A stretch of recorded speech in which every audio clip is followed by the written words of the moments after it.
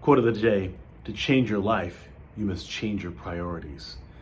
Sometimes what happens in our lives, we think that we're pressed upon by time, that there's limiters in our lives that don't allow us to accomplish the things that we want, when we really need to be able to shift what we're actually doing, how we prioritize our time.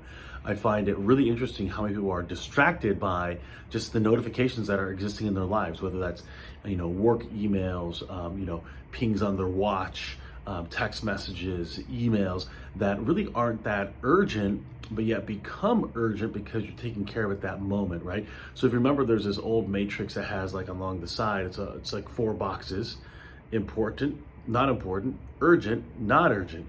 And you look at these different quadrants, and a lot of times what's happening for a lot of people, because they're getting so many different notifications, whether it's tweets, Instagrams, emails, text messages, even phone calls, everything becomes urgent and important in that most important quadrant number 1, when in reality a lot of things that we're responding to aren't necessarily urgent. They're important but not urgent, so that way they're more of a priority too. And so that allows you, if you can prioritize what you're spending your time on, it'll allow you to make sure that you're not running out of time.